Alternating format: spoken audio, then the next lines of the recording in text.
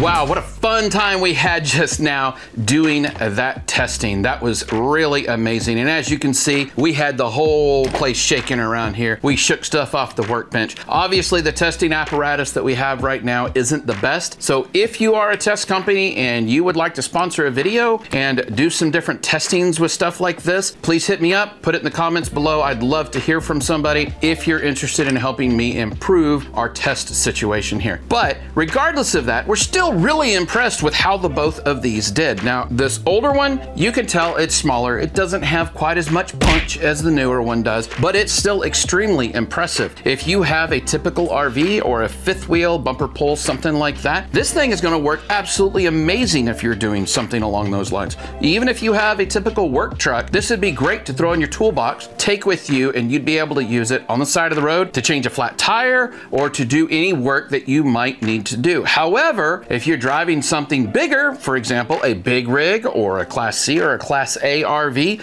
you may want to look into something like this. I was highly impressed with how this one did with the 500 foot-pounds that it put into that nut, breaking it off of that bolt. So that means that you guys out there and gals with those lug nuts on the semis that are up to 500 foot-pounds, this thing's going to take care of it for you. This thing's a beast, absolutely amazing. The other thing to note with these two, this head got extremely hot with the work that I was doing. This head got warm, but you could still wrap your hand around it. You couldn't touch the socket worth nothing because it was so stinking hot, and you're not supposed to use chrome plated, I understand that, but I didn't have an impact rated one that's that size. And I needed a bolt that size because of the amount of torque we were putting into it. This one got so hot, you couldn't touch the head and you couldn't touch the socket. But this one, it was okay. It got warm, but it didn't get scalding hot. So that is really nice about using a tool like this.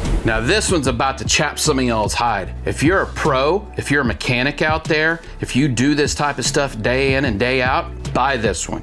You won't be disappointed with it. And I would even say that this one is just as good as its big brother, the red one, at a fraction of the cost. Thank you for coming along with this amazing test video with us. We definitely appreciate that you were here to watch us compare these two drills. If you have any questions about our methodologies or any improvements, or as I mentioned earlier, if you're a company who would like to help us improve, please leave it in the comments below. We love talking with people around the world, and we love having all of the amazing input that's out there. We have great comments that happen like this one.